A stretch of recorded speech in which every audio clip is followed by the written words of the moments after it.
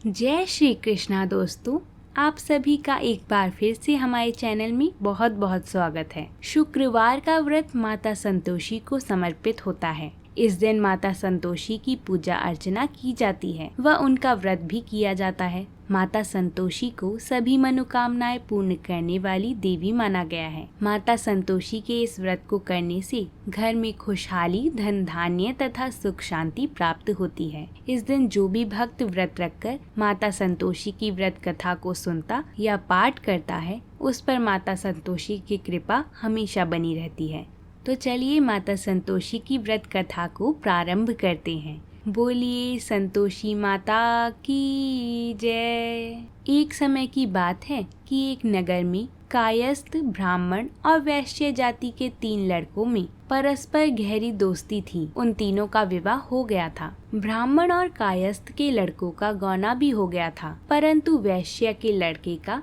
गौना नहीं हुआ था। एक दिन कायस्थ के लड़के ने कहा कि हे मित्र, तुम गौना करके अपनी पत्नी को अपने साथ क्यों नहीं रखते? पत्नी के बिना घर कैसा सूना लगता है। यह बात व्यापारी के लड़के को जच गई। वह कहने लगा कि मैं अभी जाकर मुकलावा करके उसे लेकर आता हूँ। ब्राह्मण के लड़के ने कहा, अभी मत जाओ, क्योंकि शुक्र अस्त हो रहा है। जब उदय हो जाए तब जाकर ले आना। परंतु व्यापारी के लड़के को ऐसी जिद हो गई थी कि वह किसी भी प्रकार से नहीं माना। जब उसके घर वालों ने सुना तो उन्होंने भी बहुत समझाया, परंतु वह किसी प्रकार से नहीं माना और अपने ससुराल चला गया। उसको आया देखकर ससुराल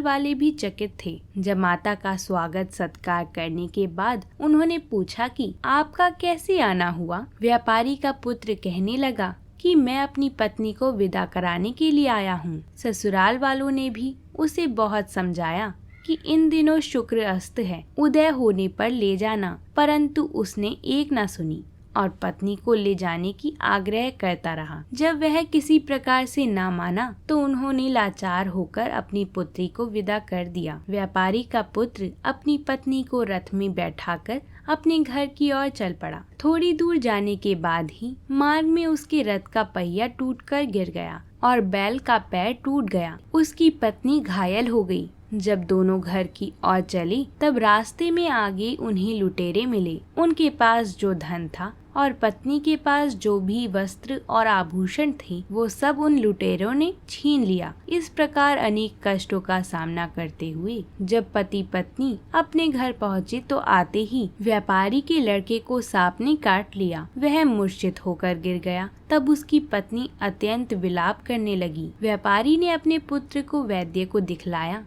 तो वैद्य कहने लगी, यह 3 दिन में मृत्यु को प्राप्त हो जाएगा। जब उसके मित्र ब्राह्मण के लड़के को सारी बात का पता लगा तो उसने कहा, सनातन धर्म की प्रथा है कि जिस समय शुक्र का अस्त हो कोई अपनी स्त्री को नहीं लाता, परंतु यह शुक्र के अस्त में स्त्री का विदा कराकर ले आया। इस कारण ही सारे विघ्न उपस्थित हुए हैं। यदि यह दोनों ससुराल वापस चले जाएं और शुक्र के उदय होने पर यह पुनः आवे तो निश्चय ही विघ्न को टला जा सकता है। सेठ ने अपने पुत्र और उसकी पत्नी को शीघ्र ही उसके ससुराल वापस पहुंचा दिया। वहां पहुंचते ही व्यापारी के पुत्र की मूर्छा दूर हो गई और साधारण उपचार से ही सर्प विष से मुक्त हो गया। अपने दामाद को स्वस्थ देखकर ससुराल वाले अत्यंत प्रसन्न हुए। व्यापारी का पुत्र अपने ससुराल में ही स्वास्थ्य ठीक कराता रहा और जब शुक्र का उदय हुआ तब हर्ष पूर्वक उसके ससुराल वालों ने